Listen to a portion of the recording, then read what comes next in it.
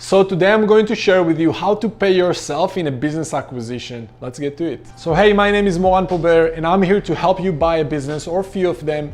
And I'm here to share my journey and experience in the business buying world over the last few years. I'm also the founder and owner of Acquisitions.com. One of the biggest problems that I see with people who go out there to do acquisitions is that they don't pay themselves.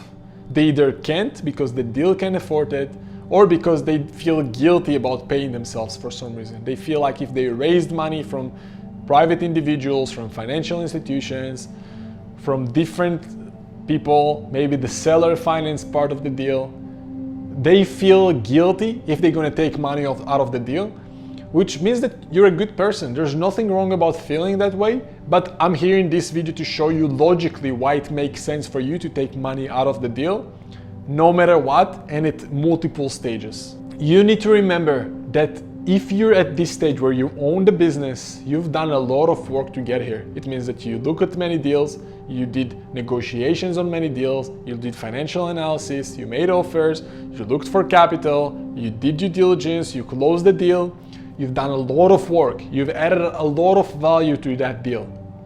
So why don't you think that you need to get some money out of this deal?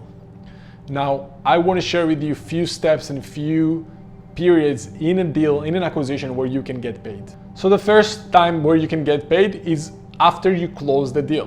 Basically some kind of acquisition fee for yourself. You've done a lot of work.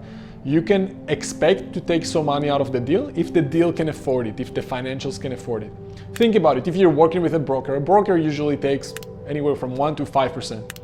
So you can definitely aim to take 1 to 3% out of the deal at closing. Again, if you raise enough capital, if you know the process to raise more capital than you need to overfinance the deal, so you have enough capital to take it closing for you and your partners if you have some. The second time where you can get paid out of the deal is while you own the business. Now that can be out of distributions in the end of the year, distributions of cash flow. That can be out of income if you decide to work in the day-to-day, and that's obviously a decision you need to make with yourself. Do you want to work in the day-to-day? Do you have a management team in place and they'll get the income of working in the day-to-day and you just take the distributions of the extra profits?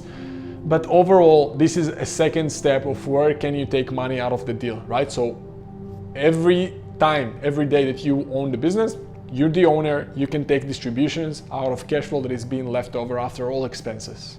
And if you want to learn more about that, go and open a new tab and search my channel for the difference between revenues and profits and a business buying case study. Go and watch that video and you'll see specifically where you can get paid in a specific case study that I show you specific numbers on how much a client of mine got paid in a deal.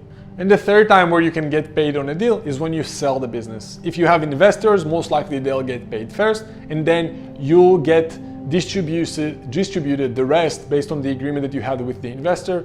Obviously it depends on if you have loans, maybe that loan can continue to the next buyer, but that's where the chunk, a nice chunk and a capital event that you can create for yourself in the deal, where you can sell to a potential buyer. You can even sell to a partner of yours if you want, kind of like a management buyout where even a manager of yours can buy the business. But for you, that's the largest capital event in a deal. At the same time, you can make a lot of nice money if the deal is right while owning the business. Whatever way you decide to pay yourself, you need to remember that you need to plan those things in advance. You don't think about if and how much you want to get paid only after you own the deal. When you look at the deal, you need to think from day one if you want that deal based on if and how much it can pay you. Otherwise, you're going to end up with deals that can't pay you at all. I know many people who bought distressed businesses and then they found out themselves needing to work in a business that can't even pay them.